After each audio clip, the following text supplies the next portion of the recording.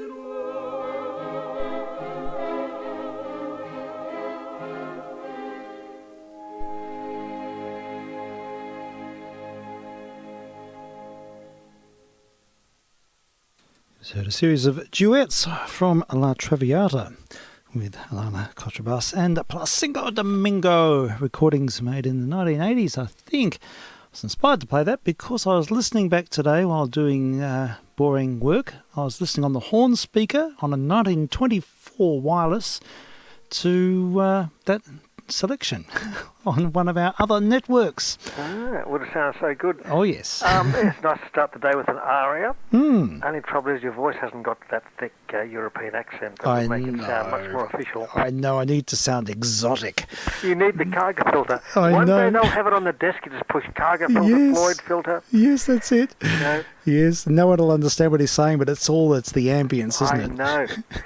Now, I try to sign up on that site. Oh, yes. You know, you go to it and you've got that form. Yes. I put an email address, I put the password in twice, and that sends you to that form, and you click the thing and says, you know, you've read it and crap. Yep.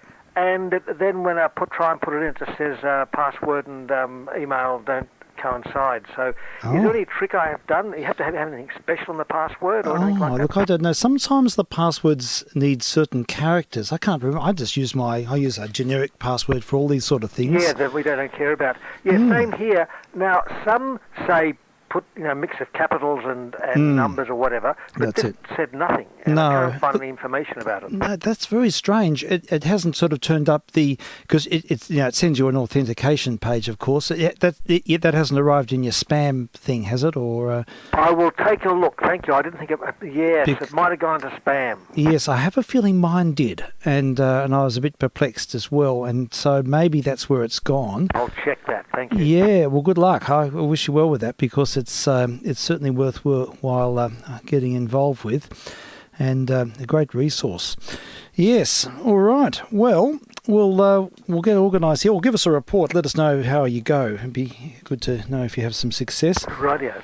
Okay, all right. We'll start off with a 20s hit. In fact, that's not quite 20s, early 30s. It's a 78 off the shelf, and all this resorting has sort of borne forth a few interesting records which I didn't know were in the collection, including this one. It's called Harlem Speaks. It's a Brunswick 78 with Duke Ellington and his orchestra. This is vk3sl.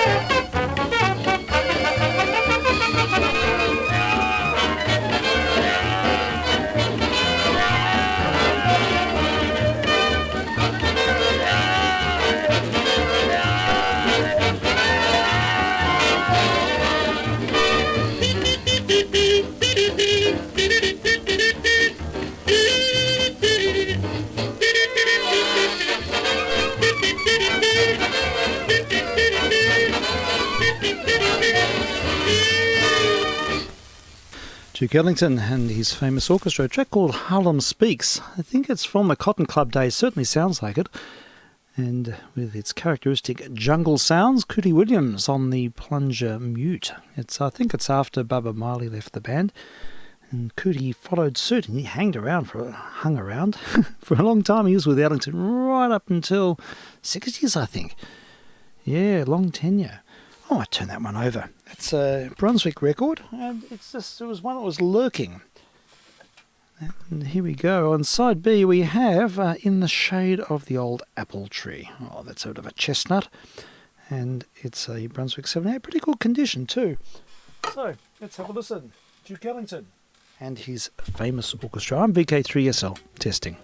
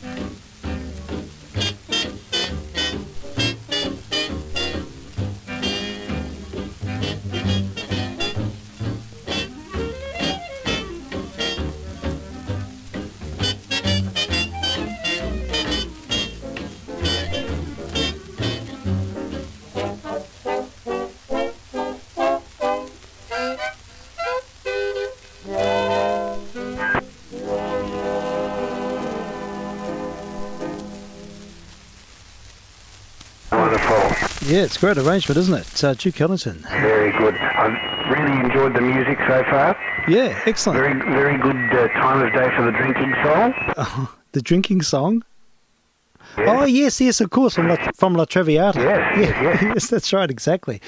Yeah, that was, heard that this afternoon. I was doing boring stuff, and I had I thought I try and rotate the receivers here so everything gets used.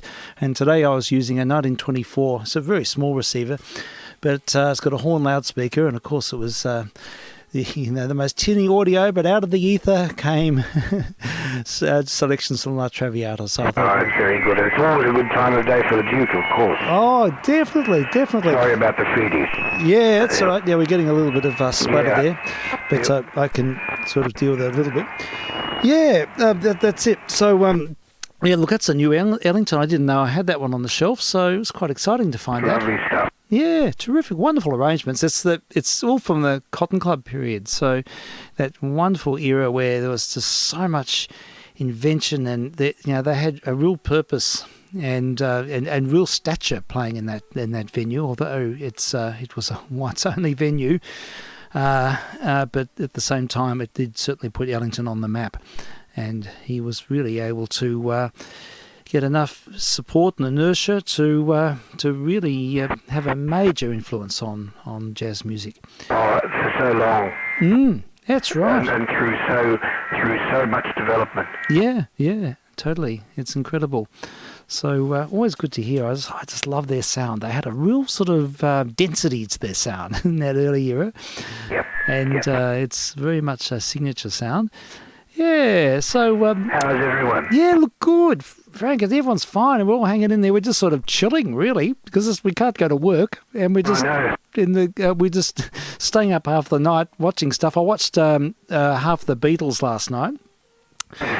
Yeah, it's fantastic. It was very interesting looking at the revealing, isn't it? It's very revealing, the personalities and the sort of dynamic as it was at that point in time. But, they are very close, aren't they? I mean, they were very close. They were very close. Yeah, they're like brothers. And, I mean, although they had their spats and things, there's this homogeneity, there's this sense of togetherness, which is really moving. It's fantastic. Had a lot to do with her success, didn't it? Yeah, I think so. I think that's really it. That's what makes things work, is when you can just sort of move together. And I think obviously, and they did. And what fascinates me is they just noodled all the time. All the time. They just moved. And little bits.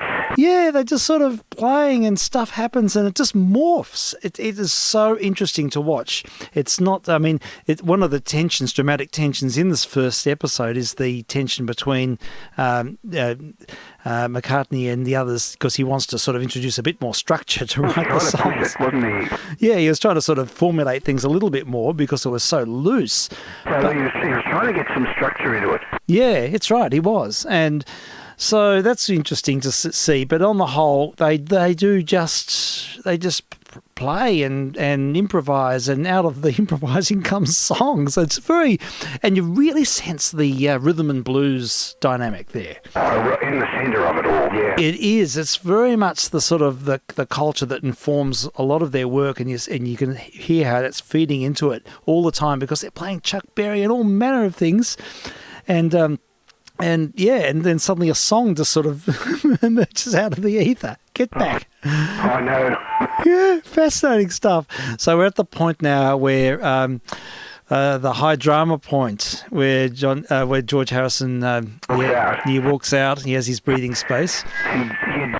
George was slightly on the edge of things, wasn't he? Yeah. Look, I do sense that. It's very much the Lennon and McCartney show, and I didn't realise that McCartney drove it so much. No, same. I didn't either. I think in the earlier days John did. Yeah. And John was sort of more interested in Yoko at the time, I think. Yeah, I think you're right, because she's about 1 inch from him the whole film. Oh, yeah. She would be really a put-off if you were the others, I reckon. Yeah, I reckon it would. I mean, she doesn't say anything. She doesn't interfere, and she's just there knitting or reading magazines. But she's about 1 inch from him, and they're sort of canoodling and touchies and stuff. And it would be a put-off, because you're just having another person sort of right in the thick of it. Whereas it's distracting John, Yeah, I think so, because he is distracted. He's not really in the experience as much as... To the extent that certainly that Paul is. Yeah, that's right. So Paul's driven. He's got this ambition. He wants to sort of get back on the road, and he's got all of his great visions, and he's really the spokesperson. And John's the sort of in chill zone. He's the sort of, kicking back, and really it's not... He doesn't need it, does he? No, it's interesting. And poor George Harrison's just... he's trying to introduce his songs and his ideas, and he's sort of ignored, really. I know. It's a bit sad. And Ringo's just in Planet X somewhere. But he's sort of a bit of the glue that's holding it together in a way. I think in a way he is. He's actually not disconnected. He seems to be. He looks it. But in actual fact, he's playing drums all the time, right through it. He's just softly playing. Cooperating with anything they do. Exactly. Or anything that someone plays. Yeah. He's there to help it out. It's so true. He's very compliant, and he doesn't argue the point, and he's softly playing. I noticed this the whole time. He's just playing. And you're right, he glues it together. He brings them together, and he looks a bit ambient and a bit vacant, but in actual fact, his effect is drawing everyone together. I think so. So look, it's completely fascinating. I'm looking forward to watching the next 2-hour segment tonight. I'm up to. I've got an hour to go. Oh really? But Okay. The next part I think is even better. Yeah, I think the last bit's the concert, the rooftop concert. That's it. Yeah, so that'd be great. But look, they obviously, they're dealing with some sort of complex, harmonic changes, and and it's really interesting because they can't read music, so they're sort of talking in these layman terms, but they obviously really know the type of they're almost speaking in their own language. Yeah. And doing lots of vocalizations to illustrate things. But yeah, you get a sense of how they're sort of forming, especially the ends of phrases and the bridging passages between things. And it's quite amazing. And they obviously memorize it straight away because they come back shortly and play it really well. Musically, they're very good at what they do. Yeah, it just forms. It's just sort of through osmosis, it just forms. You sort of think at the start, how the hell are they remembering all these little bits? No, you know, get it right. Yeah, in my experience, if I'm playing in a string quartet or something, I'll be annotating the score, and we rehearse it 10 times to crystallise a bit, and then we move on to the next bit, and then we go over. But these guys seem to sort of just, they'll target something, they'll practice the rhythm a few times, they'll sort of check the chords out, and then they'll sort of it'll come together. It's almost miraculously, really. The way it does come together, it sounds slightly chaotic when they're fooling around, doesn't it? It does. It really does sound chaotic. They're sort of talking over each other all the time, and it's incredibly concentrated. They're sort of able to achieve all this in really sort of intense interplay, but it's not necessarily interplay that anyone else could understand. It's the fact that they've worked together for so long and had such success and shared in that success. But there's a sort of really enjoyable naivety. They're not sort of glam rock stars. They're not like Bowie and others who just had their heads up their backsides. Exactly. Yeah, they're sort of, they're really quite charming, and I have to say, I felt like I know them after watching this. You feel like you're in the room with them. It's very much so. Yeah. They always had that sort of thing. You're right. We've lost you for a sec there. There's sort of a boyish charm about them. But we've lost you, Frank. I wonder what's happening. Is it me? Hope not. You're offline. I lost power there for a second. Oh, did you? Okay, sure. I was saying that I heard this interview with John, and it was somebody just heaping on the adulation and saying, the greatest musician since Schubert. Yeah. And he said, for God's sake, we're a bloody rock band. Yeah. It's interesting, and it's interesting how they pay homage and just, they referring to Eric Clapton, who's a much more accomplished musician. Oh, yeah. And they talk about Ella Fitzgerald. Totally. Yeah, it's fantastic, and talk about jazz. And say they differentiate themselves from jazz, but they love jazz at the same time, and they know that's not them, and so they're really comfortable in their shoes. Absolutely. And the fact that they're a rock band and sort of working with the, in a genre that's not necessarily technically as expansive as jazz or some of the other genres, they're not self-conscious about that, and this is fantastic to see. They're really comfortable where they're at, what they're doing, and and the other thing I'd sense was a strong sort of folky influence.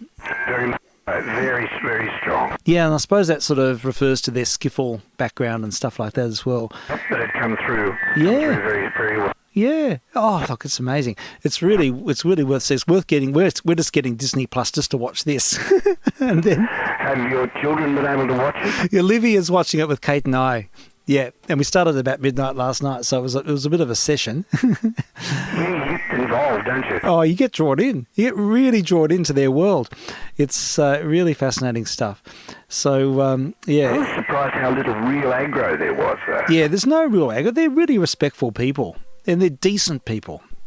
They certainly are. Yeah, they're not sort of, nothing's gone. I mean, they've got their silly idiosyncrasies, and they're sometimes a bit disconnected and fart around and sort of, but there's no, it's not sort of grandstanding, navel gazing, or any of that sort of stuff that you associate with the more, the glam rockers. It's very feet on the ground, no illusion stuff. Yeah, and considering at that point, 1969, they'd had just the most unbelievable adulation around the world. Dave's just put up a whole lot of Beatles stuff in high def on the other channel, and we watched some of that as well. All right. And it's got some, it's including the press conference from Melbourne. In fact, I'll have to shoot you a link because it's unique. It's amazing stuff. Very good. From 1964, I think, was it, when they came to Melbourne? Yes, 64. Yeah. So anyhow, but they're very chill in that as well. And they have no sense of how famous they really are. He's got a sense of they're just sort of really, this is all happening. Oh gosh, They were very surprised. They seemed to be, and it didn't go to their heads. So it seemed anyhow. That's it. I think, especially John, just took it almost as a bit of a joke. Yeah, I think so. I suppose that's you have to find ways of coping with that sort of thing. And they came from modest backgrounds. So some people, it goes to their heads and they just get visions of grandeur, and others just concentrate on what they know and what they do well, and that's over what the Beatles are. I've gained a lot more respect. Well, not that I didn't have respect, but I've come to understand them a lot more from observing this. Got a better idea of where they're coming from. Yeah, and it really astonishes me that Paul McCartney had so much to do with the sort of direction. I think if he hadn't taken certain stances to consolidate, it probably would have just been a big, jam session for the whole thing. And I think so, because it didn't have any form to it, did it? No, it didn't. It seems like it's random almost. It seems like it's random, but out of the mist, stuff just sort of coagulates and happens. It's tremendous, and the quals are so good. The audio quality is outstanding, and terrific, isn't it? Yeah, and apparently, they just used a single Nagra and a single microphone to record the whole thing, just a mono Mark III Nagra. But they apparently they used intelligent software to differentiate the voices and the instruments, and they remixed it. It's highly improved on what it originally was. Yeah. So it sounds fantastic. I think that was one of the reasons it was decided that it was doable. Yeah, I think so. That the software became available to actually make it into what it is. Yeah, I agree. I think so. And it has no artifacts. It doesn't sound unnatural. It doesn't sound that sort of that glossy sound that you get when you're using, filters and things. It's not at all. It's really easy to listen to it. It's unbelievable. So yeah, and look, what an achievement, because I know that the Lindsay Hogg tapes were sort of considered they had a stigma attached to them, because I think it all formed the Let It Be movie, which was withdrawn and was seen to be sort of the catalyst for the band breaking up. But that's not true. In reality, they did Abbey Road after this. Indeed. So, it's not that it was sort of recontextualized and they just concentrated on the negative things. But in this instance, using the hundreds of hours of footage they had, they were able to really focus on the human side and the camaraderie and the way that they work together. So it's brilliant stuff. I look forward to the next episode. So I may not start at midnight. I might start a little bit earlier. But good. Yeah, it's a pity we can't play Beatles on this. Well, maybe we can do it. Yes, I know, but I understand why. Yeah, so do I. Yeah, it's okay. It's completely okay. I'm as happy with the prospect of what we can do. So just a quick word. We vk3sl and vk3sl. Yeah. We're just testing here on 160 and on UHF and streaming. 2 meters. Yeah, that's right. And Frank's coming in on 2 meters, and we're also streaming online as well. It took a while to get the streaming service up today. I did a system update and it seemed to turn everything off and I didn't know what was happening. So we may have lost some of our streaming listeners, but took 3 starts doing the opera at the start. But I think we've got a workable situation now. So, and look, yes, so if you are listening on the stream, greetings to you. Yesterday I realised at the end that there's a whole lot of dialogue on the stream which I'd missed. So I must make an effort to turn around and acknowledge people who are listening on that format. Yay, all right. Well, what we'll do, we've got a few sort of potential pathways. One thing is that Mr. Fleming emailed me this morning and brought to my attention the Internet Archive, which I have used before, and it is really worth mentioning as well because we're speaking about this new 78 site, but the Internet Archive has got this vast, I mean, it's unbelievable. It's the huge collection of audio material as well as archived websites. And I'm going to give this a go. It's a recording of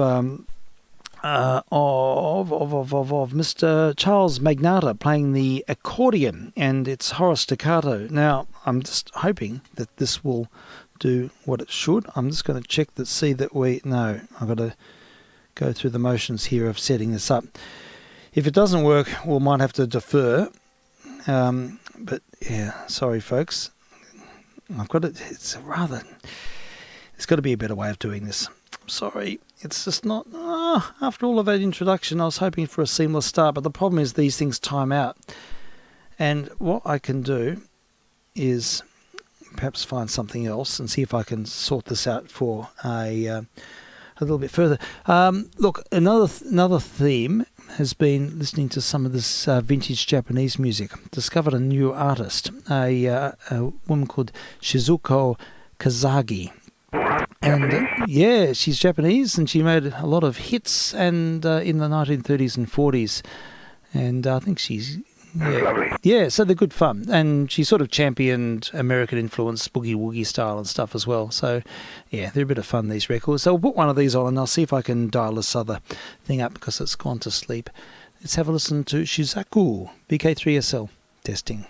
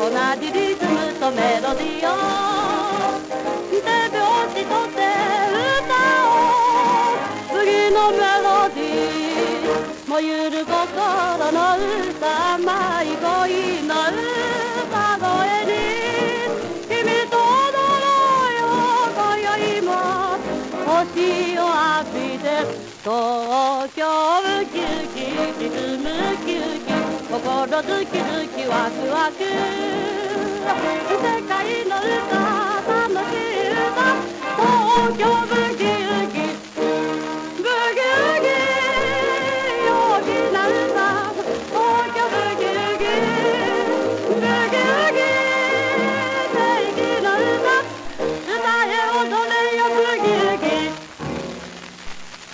That was Shizuko Kazagi and a track called Tokyo Boogie Woogie and some vintage Japanese music. How about that? Pretty good. Yeah, it's good fun, isn't it? Yeah. Yay, we're almost ready there with the other track. I'm getting sorted. I've got it partway initiated. I've just got to test it out.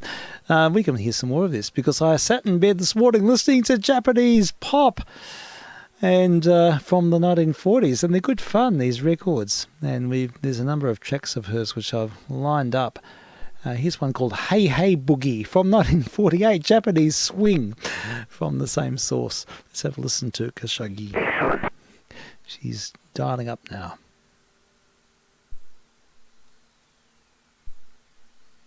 Nearly. Slow start.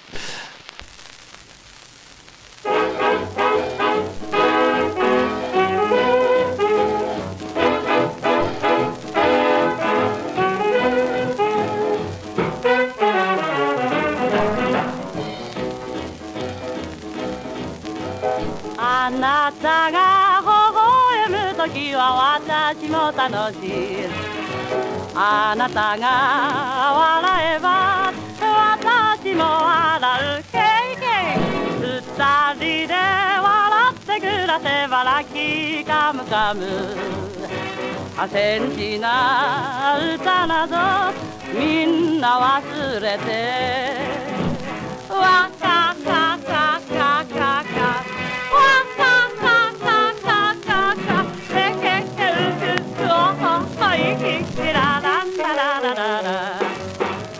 昔から笑う角にはラッキーカムカムあなたも私も笑ってくださいよ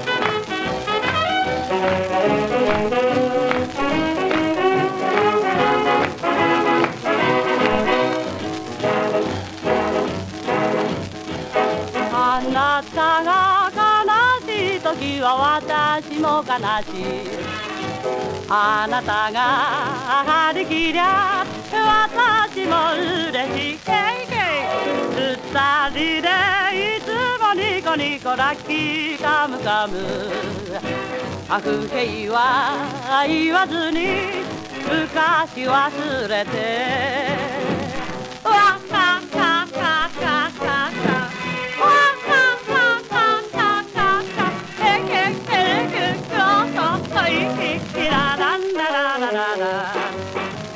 昔から笑う角にはラッキーカムカムあなたも私も笑ってくださいよ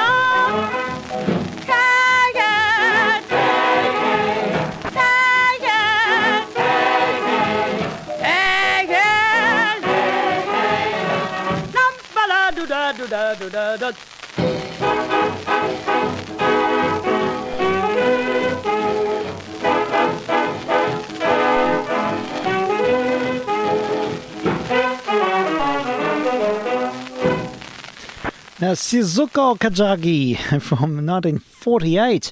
She's got spirit, doesn't she?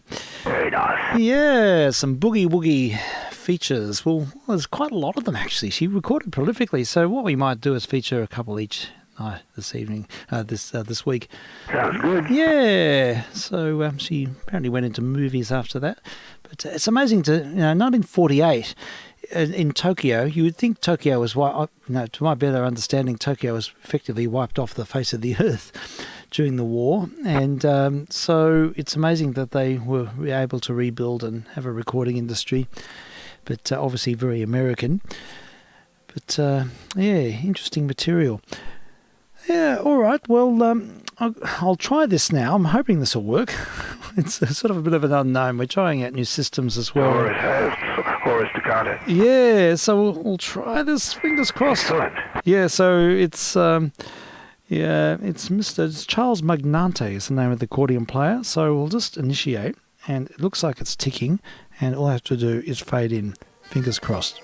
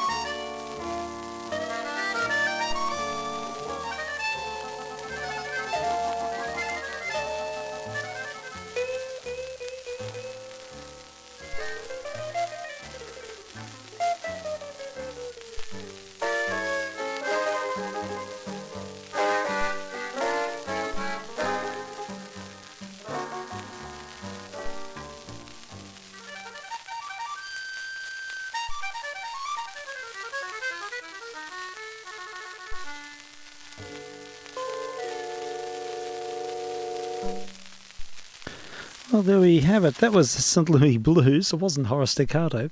But, it's just a recording from Charles Magnante. We can see if we can dial up Horace Staccato, but unfortunately, I'm having trouble with the interfacing with this. Oh, here we go. Maybe this will work. The other thing I've got to resolve if I use this tablet for missions is finding a good level match.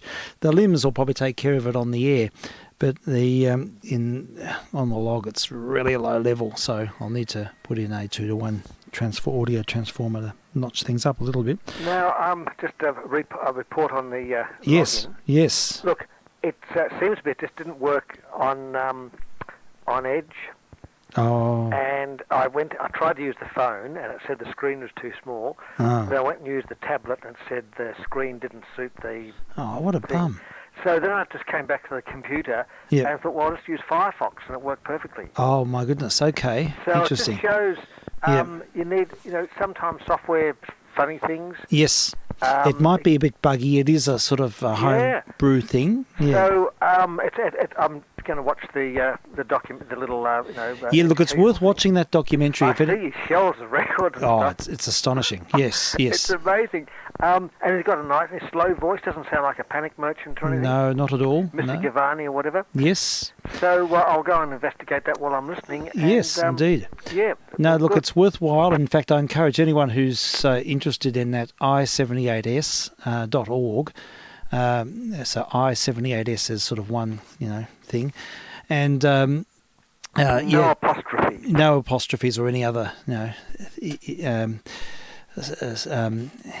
Otherwise, breaks. you get Interstate 78. That's right, exactly. I mucked around. I was trying to remember it and looked it up the other day and mucked it up.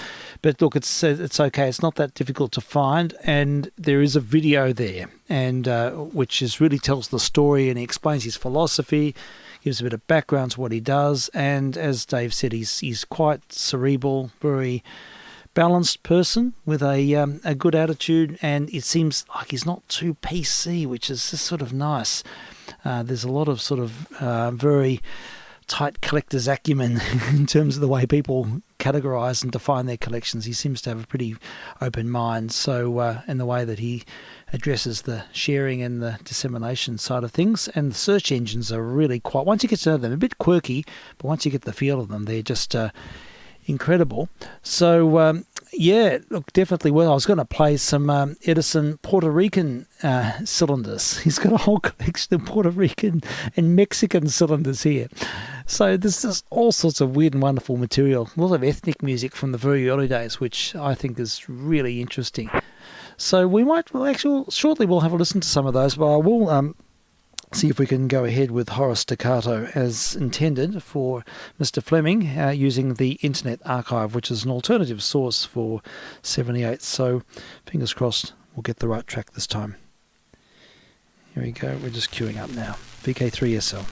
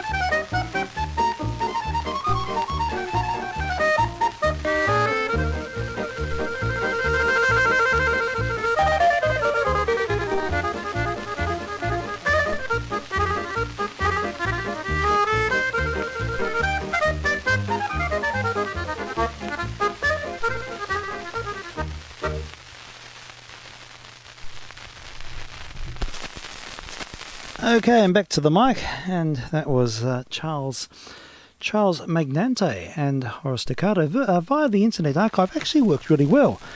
It's going to play another one now. I'm going to just turn that off. Yeah, so another really good resource, and it's great news. They're not processed at all, so that's always good to hear. And I was listening to that while quickly raiding the shelves, the new organised shelves, to find yet another Charles Magnante record. I've got one in my hand. It's on a Regal Zonophone, so you can hear one more accordion favourite maybe. And this is a composition of his, and it's called Accordiana. What a great name for a track. So I just have to remember what to do here. We'll put this on the platter. And again, Mr. Magnante from 1940 Mumble.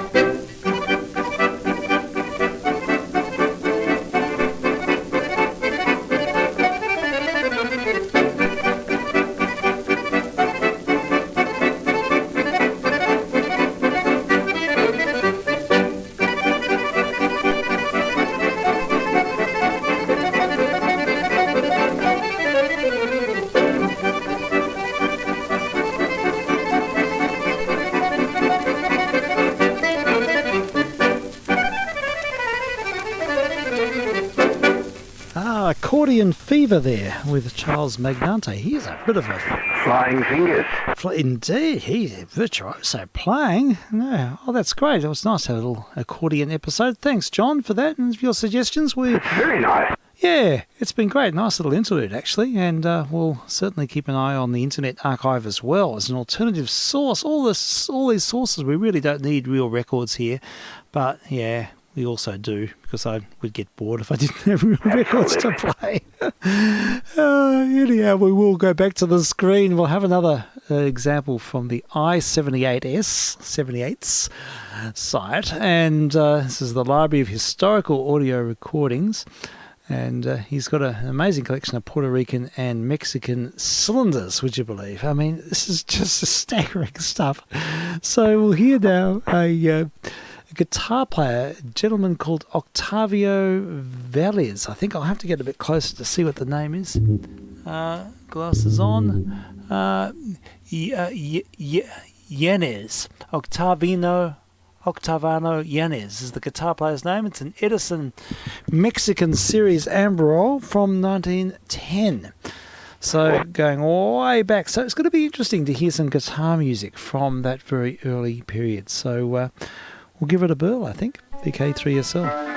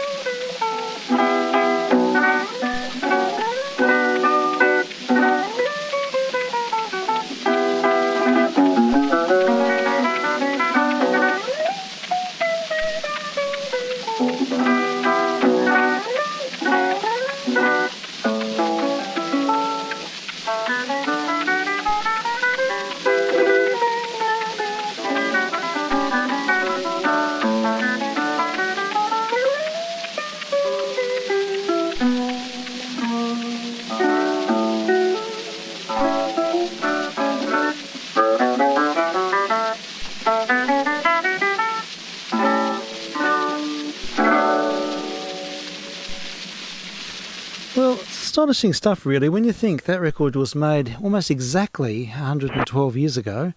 That is incredible quality. Yeah, it stands up really, really well. I think the guitar would be one of the hardest instruments to record. Yeah, absolutely. It's so quiet, and there's a lot of presence there, and there's a tonal luster and articulation. You get the edge. Getting the transients. Yes, indeed, absolutely. So it's amazing. Now I've just been looking through the site and everything, yes. and you can actually send a record to somebody, which is good. Yes. They can listen to it. They don't have to be a member. Yeah. And it's philosophy where in the big sites you get diluted down, Whereas his is his own universe. Yes. And once you go to there, you're locked. Well, not locked. You've got that without being all the noise of the other things. That's right. And I can see his philosophy. Mm.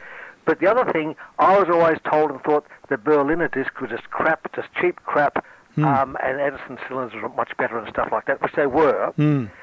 But I was just listening to a cylinder for a Berliner from 1892. Yeah. And it makes the 1920s record sound crap. Yeah, I know. It's astonishing. How can that happen? I do not believe it. It's incredible. Yeah, it certainly is. I agree. And there's an example on his little intro of a Berliner from 1892, and it is so extraordinary. It just it stands out. And look, they obviously had things worked out early on. They knew how to dampen the equipment properly, and.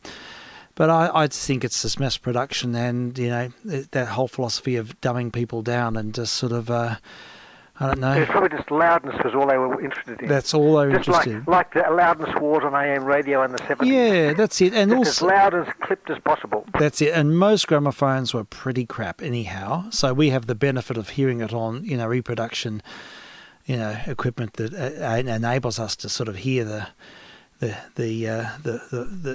virtues of it. So I suppose that's another thing. But yes, I mean, your average wind-up gramophone, people would have been listening to it on an HMV 101 or mostly a portable or a compromised machine. Most people use the same needle many times, and the records probably all sounded a bit the same. Yeah, maybe the manager said, "Look, we know what AM was for people on a beach with a transistor radio. Why have quality?" Yeah. And the same thing, look, they thought, we used to have big horns. What's the point? No one's got big horns in mansions anymore. They're listening on a portable. That's right. And it's cheaper, and we can pump them out, and no problems. That's right. You could use mass-produced equipment. I'd say in the very early days it was highly calibrated. They probably took a lot of time to get the resonances damped. They probably customised every single machine. It was probably done because they were working with a burgeoning technology which they wanted to refine, and they'll probably be incredibly excited by it. And then once everything becomes mass-produced, it's just finding that equilibrium and, feed the muck, as Milber used to say. That's right, yes. But look, that site's incredibly good. It's so... and it seems his search thing seems fantastic. Yeah, well, it's great. You can search by year, and you can search by the labels. At the moment, we're looking at these recordings, these Edisons, they're just amberols made for the Mexican and Puerto Rican market. I mean, how obscure is that? The guy, he must have spent his life... And he must have listened to every record, photographed them, put the things on, got information about them from the Edison Museum or something. I think he must have a lot of people. I'd say it's a community initiative, and I'd say he probably received grants and things. There's probably got a number of people working for him. You couldn't do that on your own. Who could lifetime. That's right. Who could digitize 50,000 records? And with all of that value-added, metadata and stuff like that, it's beyond imagination, really. It would take lifetimes to do it. It certainly would, yeah. So I'd say he's got people working for him. But look, there's a lot of kudos in being able to make your collection accessible and be the I won't say gatekeeper, but being the person responsible for sharing that sort of cultural heritage. So now, look, he's got honourable motives, I think, this chap. And look, I think YouTube and stuff is great, but I think it'd be good to have your own site, which I sort of have, and just have YouTube to point you to that site. Yes, I think so. I think a lot of people do that as well. And then you don't have to worry about copyright and being woke and all this crap. Yeah. And you can put on what you like. Yep. And it's unlikely, unless you do something really stupid, the copyright police will even care. That's right, exactly. And look, a lot of people do that. They have their own sites, their own blog pages, and they just put the YouTube link in the text, and you get an active YouTube link without even having to go to YouTube. So that happens all the time as well. You can just have an active link without having to go to YouTube proper. It'll still play within your blog. That's right. So it's a vehicle, I suppose.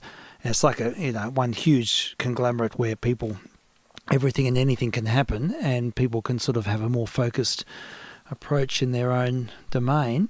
But yeah, look, exciting times. Well, look, we'll hear another. This one is a track called Brissa, and again, it's a Amberol cylinder from way back when, 1910 or something. Joseph L. Aringa or something, the chap's name. It doesn't really matter. It's a mandolin solo, and it could be interesting. So we'll give this a whirl. vk3sl testing, and we're just waiting for this to go through the phases. They're not that easy for queuing. You do get a sense of when it's queuing up because there's a little circle that keeps spinning in perpetuity, waiting for things to happen. Maybe it's an internet issue here. Here we go. We're on board.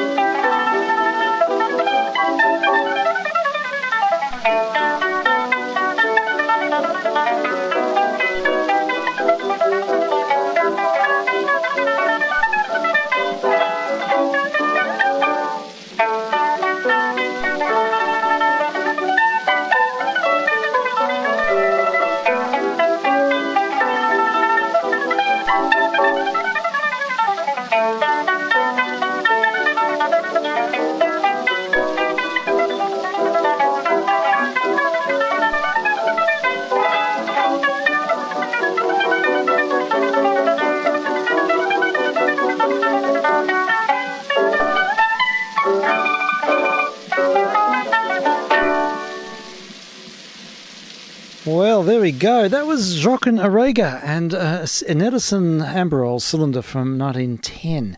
The other thing is, these instruments, the guitar and the mando, are not making enormous volumes of sound. It's not like you're recording a brass band. Yeah. But it doesn't seem to present any signal-to-noise problem for them. I know, it's extraordinary, isn't it? You must have climbed inside the horn to do that. But look, I love that performance. It was interesting because he musically, it never sounded rushed, but he was taking extraordinary liberties with the music, and he was really moving towards the agogic point, then kicking back, and it was just done so tastefully that the piece just had beautiful momentum to it. He did that superbly. It was a really innate, deeply culturally felt musicianship in that performance. And it's really nice to hear.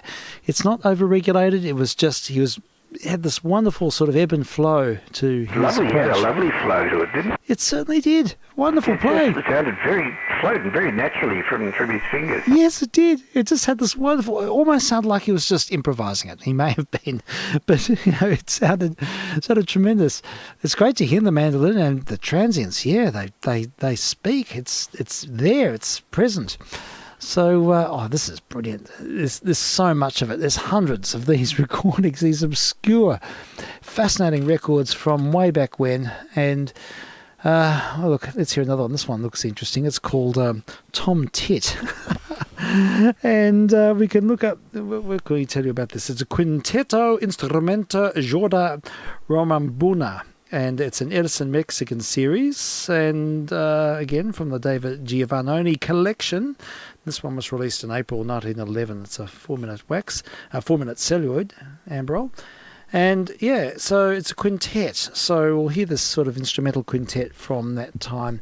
A track called Tom Tit. Could be interesting. We'll have to have a listen.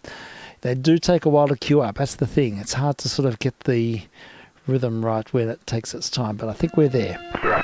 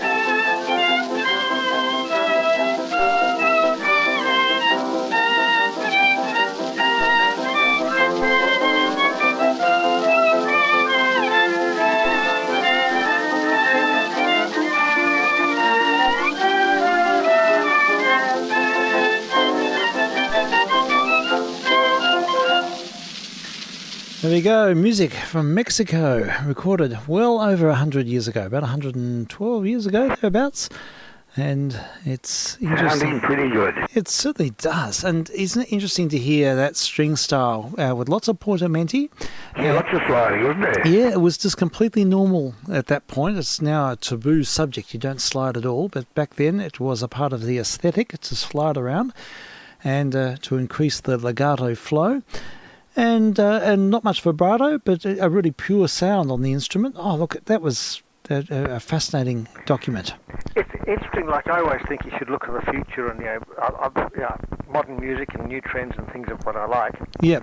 But this is so far back that you're in the future anyhow. It's a future that's that nobody has. Well, it's a past that no one has any experience of. So that's it's basically a future. That's the case. And that's right. You don't really have to think, I'm just thinking of the past. You're not. It's actually a totally different universe that we're going into. That's right. Brought where we are now, but it's so far back that it's not really the past at all. It's not like listening to 60s hits or something. Well, it's before the international world. So these are provincial genres. They're sort of stuff that happened in a small, in a contained environment, which none of the world would have ever heard. So in that sense, it's really significant. You are looking into a parallel universe. So incredible that it's been so well captured, isn't it? Absolutely. Yeah, look, extraordinary. It just goes on. There's hundreds of them. There's literally hundreds and hundreds, and you can just pull them out of the hat. And the good thing is that you do get a list of what you've played. So for the sort of thing that we're doing here, I can sort of take care that I'm not doubling up. So it's quite a useful attribute here.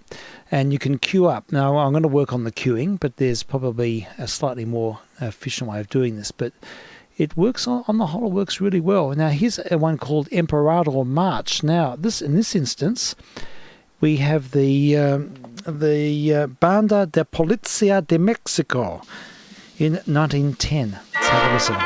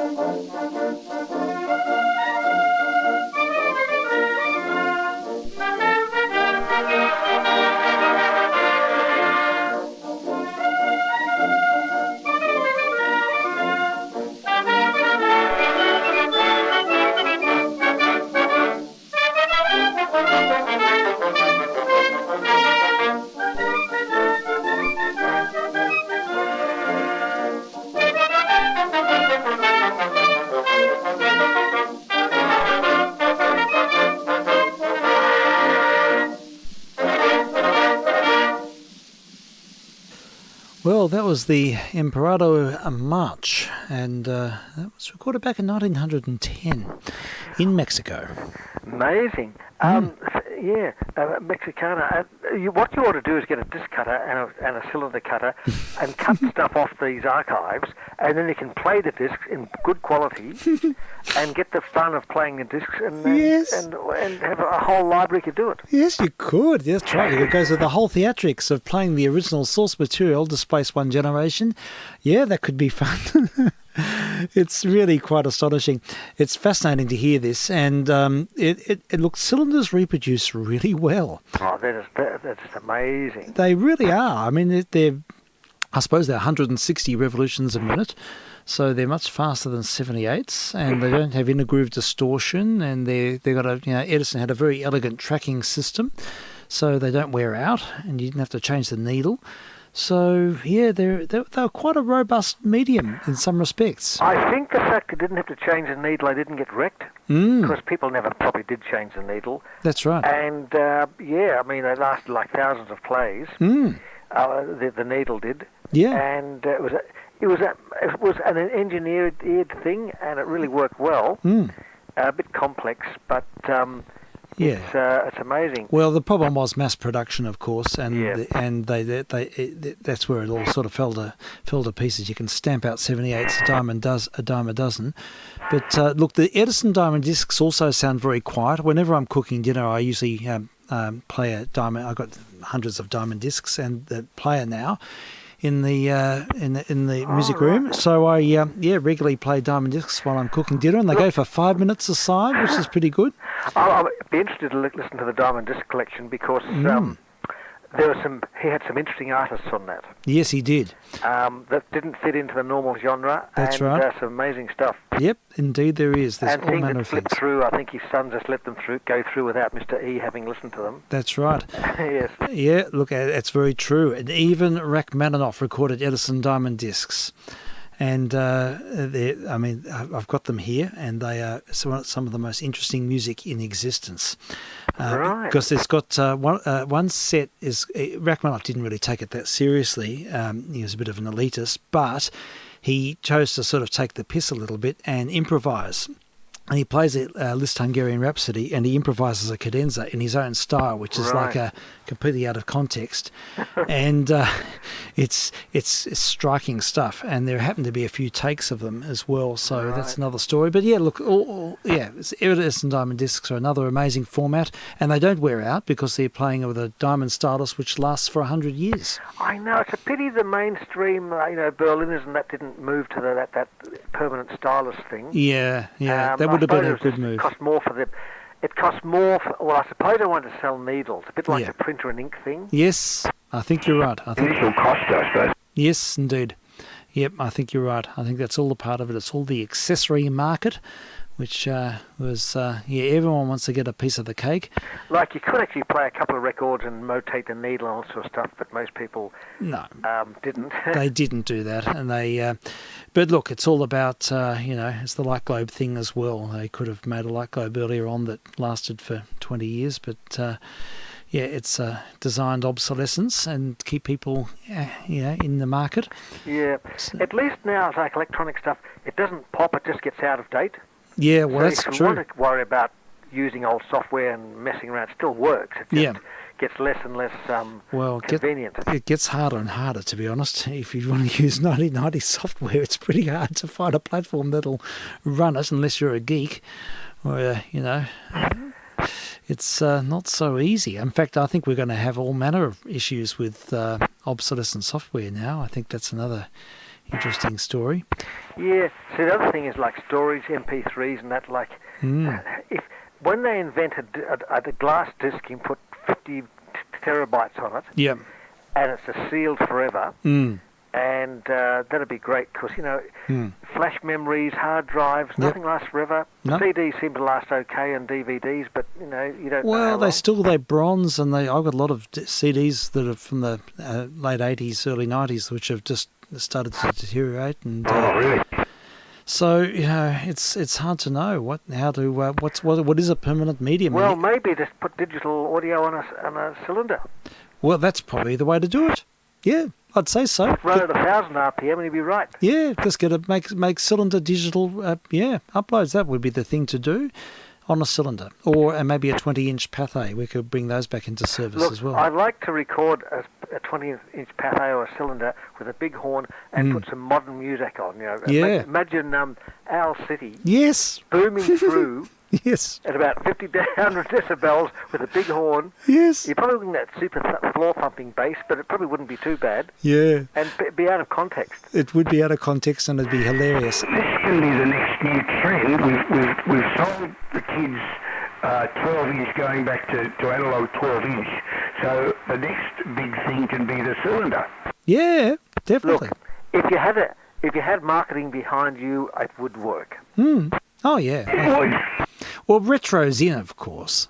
So everyone wants to take a bite of the apple and be a retro freak. So it'll all come back. These things will just cycle round forever. Cassettes are huge. Well, they certainly are. They are all back in vogue. Yep. You're starting. I bet you in 5 years' time, all those old cassette decks will be worth big money. In fact, Walkmans now are. Walkmans, the portable Walkman machine from the late 80s, early 90s, are now. You pay up to $100 for one. I know, they're quite expensive. So if any cassette machines, and particularly Pioneer, Akai, audio gear, amplifiers, tape decks, they're gone up in price incredibly. Yes, it's extraordinary. So if you ever see anyone at an HRSA, just pick them up. Just get them, anything of a reputable brand, and it's really an interesting market. It's inevitable, really. But, and the amplifiers, you look at the specifications, you can't get any better. I know. I mean, they're as good as they come. Yeah, 0.0001%. Yeah, and they've got all the inputs and stuff, yeah. And they're fantastic things. They are. They're very versatile. They work really well, and they last the distance. And they're often very well engineered. The old TIAC thing I've got here from Ralph's system in the garage has got a big toroid transformer, and it's majorly. It's beautifully made.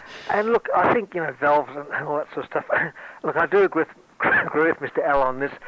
Since I changed to an old Pioneer amp with the big speaks, the pleasure of listening is so much better, particularly in stereo for some reason. Right, interesting. Amazing. Okay. And it just must be that little bit of hum and noise that just gets in the way. Maybe it is. Yeah, look, that's right. They're all sort of subjective dimensions, and people, vacillate over second harmonic distortion and all this sort of stuff. But, I suppose it's a personal thing. I would like to hear, in fact, I should give you them. I've got quite a few of those EL34 ABC Type 3 amps. I think I've got 6 of them here. And they would probably be very good.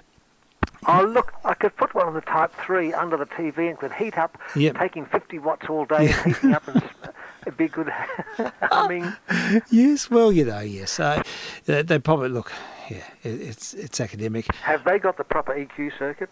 Yes. Yeah, because they never sound any good with any other amp. Those speakers, because they were designed with that EQ They were circuit. designed for that EQ, that's right. Yes, they had the, that special design factor built in.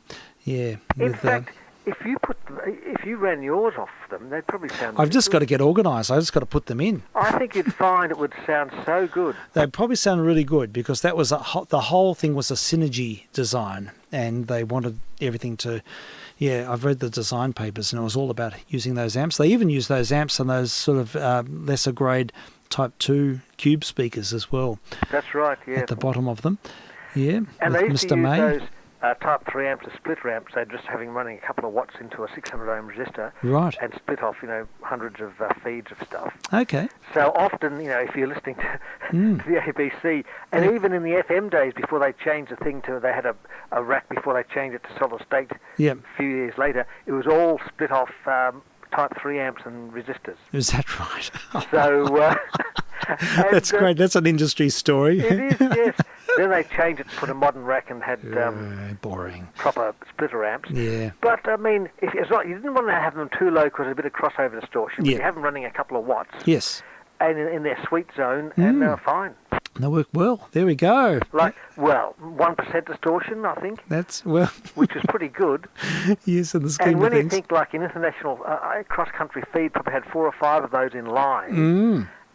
That's why things started to sound a bit funny. Yes, I can imagine the aggregate effect of using multiple, splitter amps ad hoc. Yeah, that's great. Yeah, well, let's have another Mexican hit from 1910. This is another, this one's a harp solo. It's a charas, so it sort of has its origins in Hungarian music, really. And so we'll put this on and see what happens. I can't see the name of the artist. Rita Villa, I think, is the name of the performer on this record. It's a 4-minute ambrol.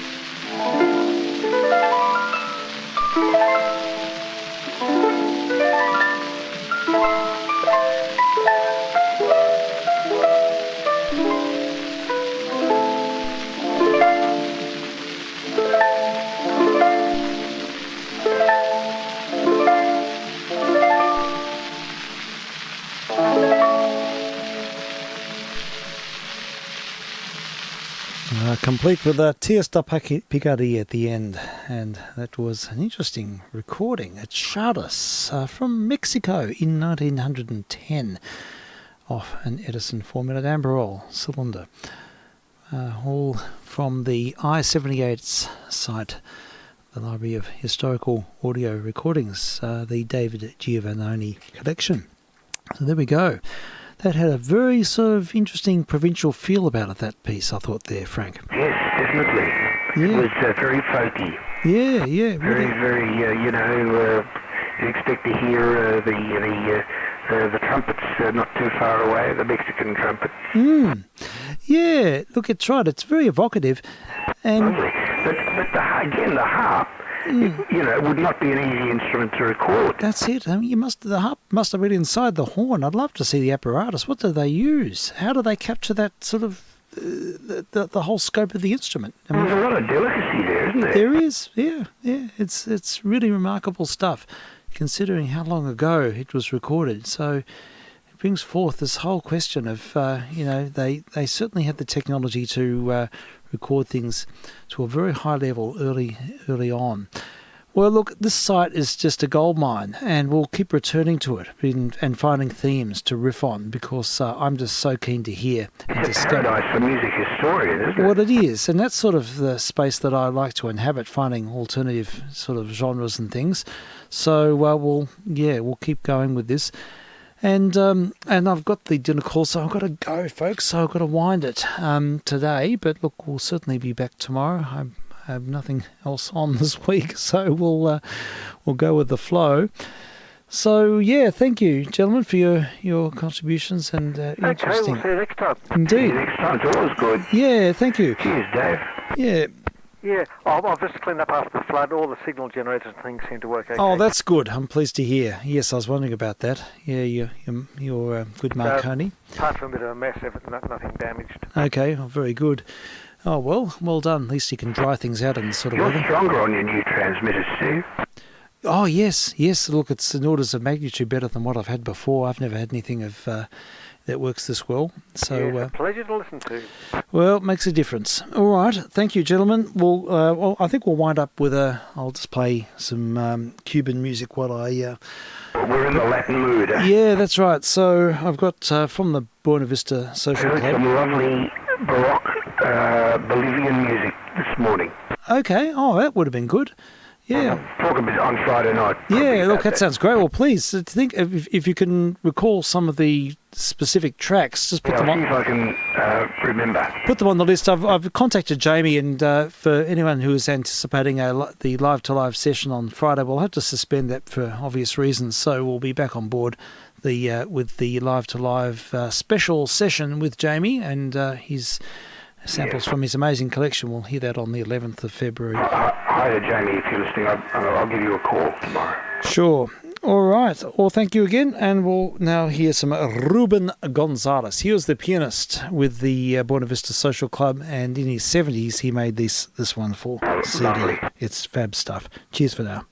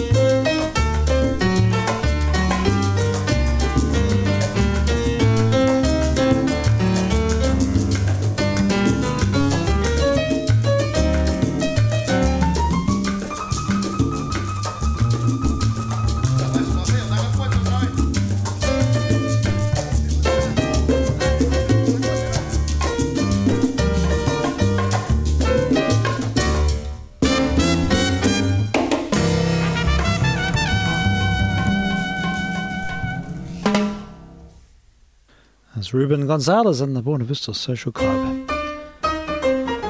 This is vk3sl test missions on 160 and on UHF. Thank you for listening, and we will be back soon.